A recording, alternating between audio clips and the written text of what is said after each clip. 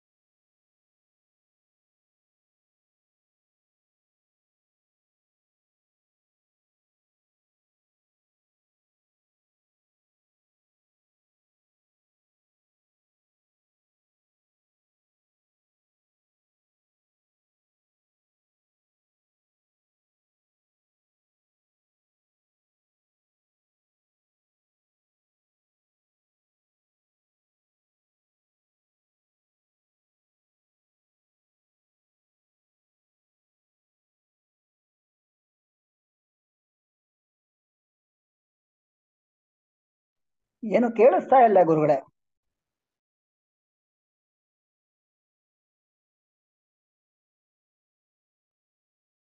ಗುರುಗಳು ಲೆಫ್ಟ್ ಆಗಿದಾರಾ? ಗುರುಗಳು ಮ್ಯೂಟ್ ಅಲ್ಲಿ ಇದ್ದಾರೆ ಅನ್ಸುತ್ತೆ. ಇಲ್ಲ, ಅದೇ ಏನು ಕೇಳ್ತಾ ಇಲ್ಲ. ಅವ್ರು ಒಂದು ನಿಮಿಷ ಹೌದಾ? ಹೇಳಿ ಅಂತಾನೆ ಒಂದು ನಿಮಿಷ ವೇಟ್ ಮಾಡಿ ಅಂತ. ನಮಸ್ತೆ. ಹಲೋ. ಹರಿ ಓಂ. ಹರಿ ಓಂ. ಕೇಳಿಸ್ತಾ ಉಂಟಲ್ಲ ವಾಯ್ಸು? ಹೌದು ಗುರುಗಳೇ. ಕೇಳಿಸ್ತಾ ಇದೆ ಗುರುಗಳೇ, ಕೇಳಿಸ್ತಾ ಇದೆ.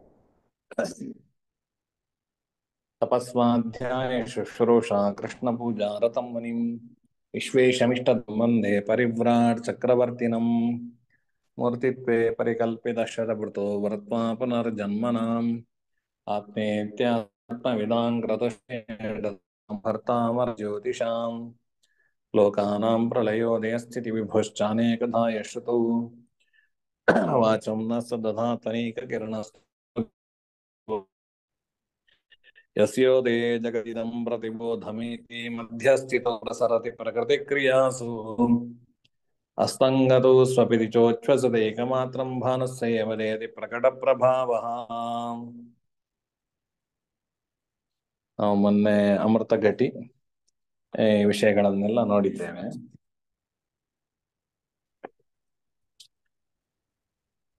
ಯಾವ ನಕ್ಷತ್ರದಲ್ಲಿ ಯಾವ ಗಳಿಗೆಯಿಂದ 4 ಗಳಿಗೆಯವರೆಗೆ ಎಷ್ಟುವರೆಗೆ ಅಂತ ಹೇಳುವಂಥದ್ದನ್ನ ಮೊನ್ನೆ ಪಾಠದಲ್ಲಿ ಅಮೃತ ಘಟಿ ಮತ್ತೆ ವಿಷಯ ಘಟಿಯ ವಿಷಯದಲ್ಲಿ ನೋಡಿದ್ದೇವೆ. ಇವತ್ತು ನಮಗೆ ಮೊನ್ನೆ ಸಂಖ್ಯೆಯ ವಿಷಯದಲ್ಲಿ ಒಂದು ವಿಷಯಗಳನ್ನ ತಿಳ್ಕೊಂಡಿದ್ವಿ. ಕಟಪಯಾದೀನ ಆ ರೀತಿಯಲ್ಲಿ ನಮಗೆ ಆ ಸೂತ್ರದ ಪ್ರಕಾರದಲ್ಲಿ ಅಂದರೆ ಕಾದಿನವ ತಾದಿನವ ಆ ಕಟಪಯಾದಿ ಎನ್ನುವ ಸೂತ್ರದ ಪ್ರಕಾರವಾಗಿ ಆ ಸಂಖ್ಯಾ ನಿರ್ದೇಶನವನ್ನು ಹೇಗೆ ಮಾಡುದು ಅಂತೇಳಿ ತಿಳ್ಕೊಂಡಿದ್ದೇವೆ.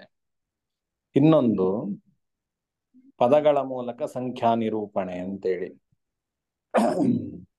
19ನೇ ಪೇಜಲ್ಲಿ 2ನೇ ನಂಬರ್ ಹಾಕಿದ್ದಾರೆ. ನಿರ್ದಿಷ್ಟ ಸಂಖ್ಯೆಯಲ್ಲಿರುವ ವಸ್ತುಗಳ ಪರ್ಯಾಯ ಪದಗಳ ಮೂಲಕವ ಆ ಸಂಖ್ಯೆಯನ್ನು ಬೋಧಿಸುವುದು ದ್ವಿತೀಯ ವಿಧಾನವಾಗಿದೆ. ಉದಾಹರಣೆಗೆ ಭೂಮಿ ಅಥವಾ ಚಂದ್ರ ಪದಗಳಿಂದ 1, ಅಶ್ವಿನಿ ದೇವತೆ ನೇತ್ರ ಪದಗಳಿಂದ 2, ಹಾಗೆ 3 ಎಂಬ ಅಂಕೆಯ ನಿರ್ದೇಶಕ್ಕೆ ರಾಮ ಶಬ್ದವನ್ನು ಬಳಸುತ್ತಾರೆ ಅಂತೇಳಿ ಎಲ್ಲ ಮೊನ್ನೆ ನೋಡಿದ್ದೇವೆ. ಇದೆಲ್ಲ ರಾಮಂದಿರು 3 ಜನ ಅಂತೇಳಿ ನೋಡಿದ್ದೇವೆ. ಅಂದ್ರೆ ಪರಶುರಾಮ, ರಾಮಚಂದ್ರ ನಮ್ಮ ಶ್ರೀರಾಮ, ಮತ್ತೆ ಬಲರಾಮ ಅಂತೇಳಿ ಹೀಗೆ 3 ರಾಮಂದಿರು ಅಂತ ಹೇಳುವಂಥದ್ದು ವ್ಯವಸ್ಥೆಗಳು ಇದೆ. ಅದನ್ನ ವ್ಯವಸ್ಥೆಗಳನ್ನ ಶ್ಲೋಕ ರೂಪದಲ್ಲಿ ಸಂಗ್ರಹ ಮಾಡಿದ್ದಾರೆ.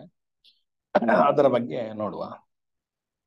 ಅಂಕೆಯ ನಿರ್ದೇಶ ಪದಗಳು: ಶಶಿ ಸೋಮ ಶಶಾಂಕಶ್ಚ, ಶಶಿ ಸೋಮ ಶಶಾಂಕಶ್ಚ, ಶಶಿ ಸೋಮ ಶಶಾಂಕಶ್ಚ, ಇಂದುಶ್ಚಂದ್ರಕಲಾನಿಧಿ ಇಂದುಶ್ಚಂದ್ರಕಲಾನಿಧಿ ಇಂದುಶ್ಚಂದ್ರಕಲಾನಿಧಿ ರಾಜಾವಿಧು ಸುಧಾಂಶುಶ್ಚ ರಾಜಾವಿಧು ಸುಧಾಂಶುಶ್ಚ ರಾಜಾವಿಧು ಸುಧಾಂಶುಶ್ಚ ಯಮ ಏಕಜನಸ್ತಥಾ ಯಮ ಏಕಜನಸ್ತಥಾ ಯಮ ಏಕಜನಸ್ತಥಾ. ಇದರ ಪದಚ್ಛೇದ ಶಶಿ ಸೋಮಃ ಶಶಾಂಕಃ ಚ ಇಂದುಃ ಚಂದ್ರಃ ಕಲಾನಿಧಿ. ಆಚಾರ್ಯ ಕೇಳಿಸ್ತಾ ಇಲ್ಲ, ಕಟ್ ಕಟ್ ಆಗ್ತಾ ಇದೆ. ಕೇಳ್ತಿದೆ ಇವ್ರೆ, ಮೋಸ್ಟ್ಲಿ ನಿಮ್ದು ನೆಟ್ವರ್ಕ್ ಇಶ್ಯೂ ಇದೆ. ತಿಳಿಸ್ತಾ ಇದೆ. ಅದೇ ನಾನು ಒಳ್ಳೆ ನೆಟ್ವರ್ಕ್ ಇರುವ ಪ್ರದೇಶದಲ್ಲಿ ಇದ್ದೇನೆ. ಆಯ್ತಾ, ರೀತಿ ಇಲ್ಲ. ವಿದ್ಯಾಪೀಠದಲ್ಲಿ ಇದ್ದೇನೆ. ಸರಿ ಸರಿ, ಬೆಂಗಳೂರಲ್ಲೇ ವಿದ್ಯಾಪೀಠದಲ್ಲಿ ಇದ್ದೇನೆ. ಇಂದುಃ ಚಂದ್ರಃ ಕಲಾನಿಧಿ ರಾಜಾ ವಿದುಃ ಸುಧಾಂಶುಃ ಚ ಯಮಃ ಏಕಜನಃ ತಥಾ. ಇಷ್ಟೆಲ್ಲ ಸಂಖ್ಯೆಗಳು ಒಂದು ಎಂಬ ಅರ್ಥವನ್ನು ಕೊಡುವಂಥದ್ದು. ಶಶಿ ಅಂತ ಹೇಳಿದ್ರೆ ಚಂದ್ರನದೇ ಪರ್ಯಾಯ ಪದಗಳು. ಚಂದ್ರ ಅಂತ ಹೇಳಿದ್ರೆ ಒಬ್ಬ, ಅದರಿಂದಾಗಿ ಚಂದ್ರ ಒಬ್ಬನೇ, ಎರಡು ಚಂದ್ರ ಇಲ್ಲ. ಅದರಿಂದಾಗಿ ಒಂದು ಸಂಖ್ಯೆಯ ಶಶಿ ಶಬ್ದವನ್ನು ಅಥವಾ ಸೋಮಃ ಅಂತ ಹೇಳಿದ್ರು ಅವನದ್ದೇ, ಶಶಾಂಕ ಅಂತ ಹೇಳಿದ್ರು ಅವನೇ. ಶಶಾಂಕ, ಶಶ ಅಂತ ಹೇಳಿದ್ರೆ ಮೊಲ, ಅದರಿಂದಾಗಿ ಮೊಲೆಯ ಇದು ಮೊಲದ ಅಂಕ ಚಿಹ್ನೆ ಉಳ್ಳವನಾದ್ರಿಂದಾಗಿ ಅವನಲ್ಲಿ ಮೊಲ ರೂಪದ ಚಿಹ್ನೆ ಇರ್ತದೆ ಅವನಲ್ಲಿ, ಚಂದ್ರನಲ್ಲಿ. ಅದರಿಂದಾಗಿ ಶಶಾಂಕ ಅಂತ ಹೇಳಿದ್ರೆ ಚಂದ್ರ. ಶಶ ಉಳ್ಳವನು, ಮೊಲ ಉಳ್ಳವನಾದ್ರಿಂದಾಗಿ ಶಶಿ. ಸೋಮಃ ಅಂತ ಹೇಳಿದ್ರೆ ಉಮೆಯಿಂದ ಸಹಿತನಾದವನು ಸೋಮ ಅಂತೇಳಿ. ಮತ್ತೆ ಇಂದು,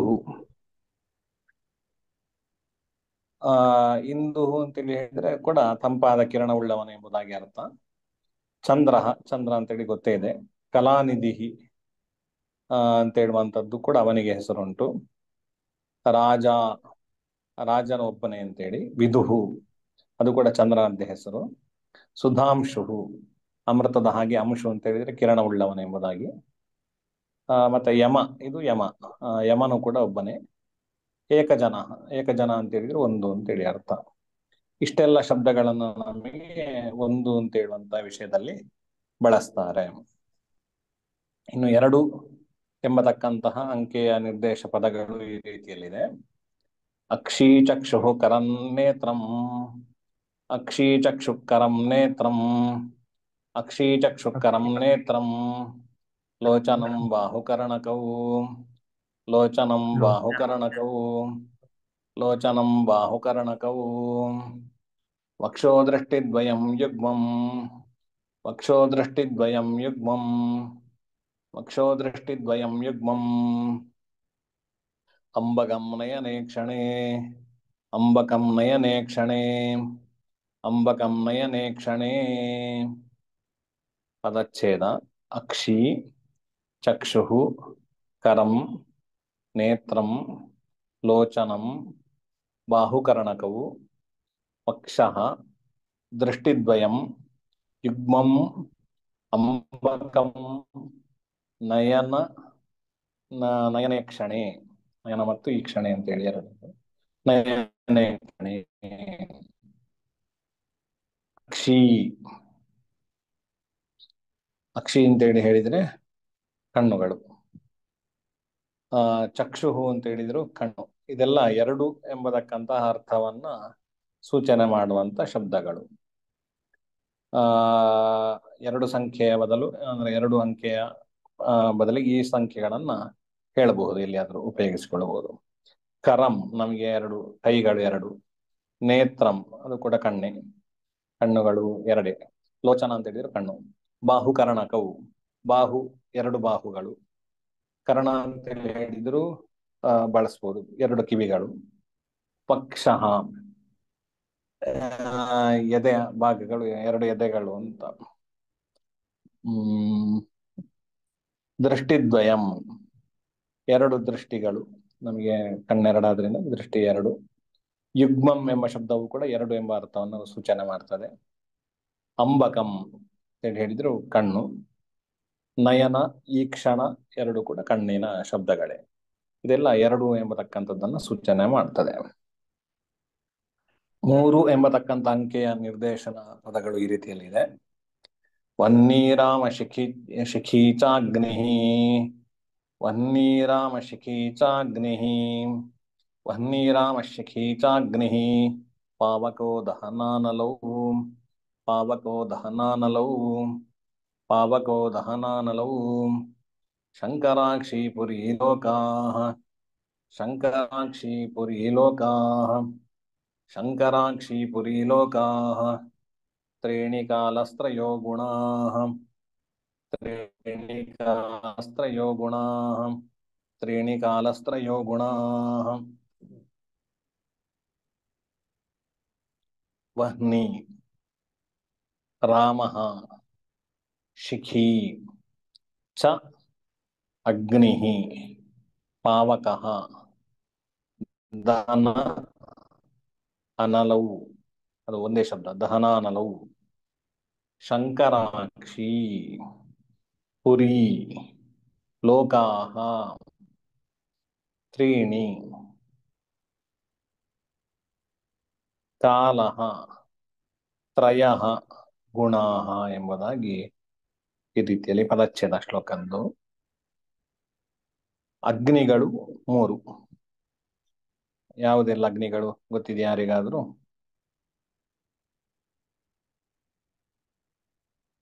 ಕಾರಪತ್ಯ, ದಕ್ಷಿಣಾಗ್ನಿ ಮತ್ತೆ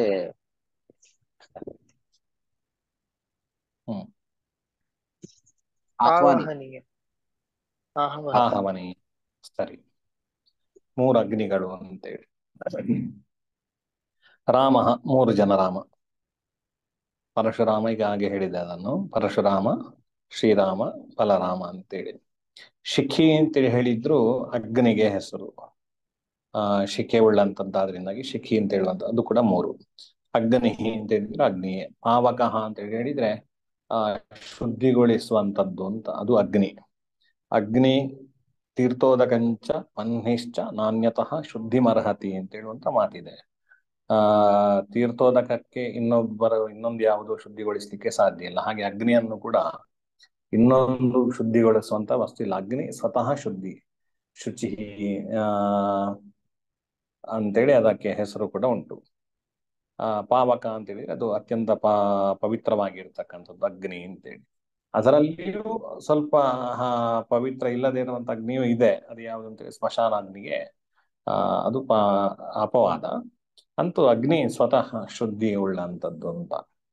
ದಹನ, ಅದು ಅಗ್ನಿಗೆ ಹೆಸರು. ಅನಲ ಅಂತ ಹೇಳುವಂಥದ್ದು ಅಗ್ನಿಗೆ ಹೆಸರು.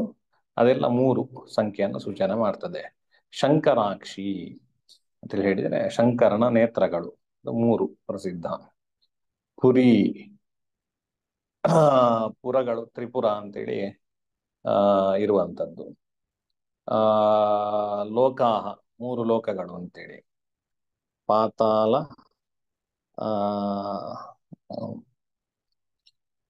ಭೂಮಿ, ಪಾತಾಳ, ಮತ್ತೊಂದು ಸ್ವರ್ಗ ಮರ್ತ್ಯ, ಭೂರ್ಲೋಕ, ಪಾತಾಳ, ಭುವರ್ಲೋಕ, ಸುತಲ, ಸುವರ್ಲೋಕ. ಸ್ವರ್ಗ ಮರ್ತ್ಯ. ಅದು ಅದೇ ಮೂರು, ಭೂ ಭುವ ಸ್ವಹ, ಅದು ಲೋಕಗಳು. ತ್ರಿಪುರಗಳು ಅಂತೇಳಿ ಹೇಳಿದ್ರೆ ಇದೆ ಪಾತಾಳ, ಸ್ವರ್ಗ ಮರ್ತ್ಯ, ಪಾತಾಳ, ಹೀಗೆ. ತ್ರೀಣಿ ಕಾಲ, ಮೂರು ಕಾಲಗಳು ಕೂಡ ಮೂರು. ಯಾವುದೆಲ್ಲ? ಮಳೆಗಾಲ, ಚಳಿಗಾಲ, ಭೂತ, ಭವಿಷ್ಯತ್, ಬೇಸಿಗೆಕಾಲ, ವರ್ತಮಾನ. ಶಾಲೆ, ಭೂತ ಭವಿಷ್ಯ ಭೂತ, ಭವಿಷ್ಯತ್, ವರ್ತಮಾನ ಅಂತ ಹೇಳಿ. ಸರಿ ಸರಿ, ಅದು ಸರಿ. ತ್ರಯೋ ಗುಣ, ಗುಣಗಳು ಕೂಡ ಮೂರು. ರಾಜಸ, ಸತ್ವ, ತಾಮಸ, ರಜಸ್ಸು, ತಮಸ್ಸು. ಅದೇ, ಹೀಗೆ ಮೂರು ಸಂಖ್ಯೆಯನ್ನ ಸೂಚನೆ ಮಾಡ್ತದೆ. ಸರಿ, ಇವತ್ತಿನ ಪಾಠ ಕೃಷ್ಣಾರ್ಪಣಮಸ್ತು. ಮೂರ್ತಿತ್ವೇ ಪರಿಕಲ್ಪಿತ ಶಶಪೃತೋ ವರ್ತ್ಮ ಪುನರ್ಜನ್ಮನಾಂ ಆತ್ಮೇತ್ಯಾತ್ಮವಿದಾಂ ಭರ್ತಾಮರಜ್ಯೋತಿಷಾಂ ಲೋಕಾನಾಂ ಪ್ರಳಯೋದಯ ಸ್ಥಿತಿ ವಿಪಶ್ಚಾನೇಕಧಾ ಯಶ್ರುತೌ ವಾಚಂ ನ ಸದಧಾತ್ವನೇಕ ಕಿರಣ ತ್ರೈಲೋಕ್ಯ ದೀಪೋ ರವಿಃ. ಮುಂದಕ್ಕೆ ಬೃಹಜ್ಜಾತಕ ಪಾಠ ಪ್ರಾರಂಭ ಮಾಡುವ. ಇದರಲ್ಲಿ ಏನಾದ್ರೂ ಸಂಶಯ ಇದ್ರೆ 1-2 ನಿಮಿಷ ಇರುತ್ತೆ. ಮತ್ತೆ ರಾಜ ತಗೋಬೇಡ ಸುಮ್ಮನೆ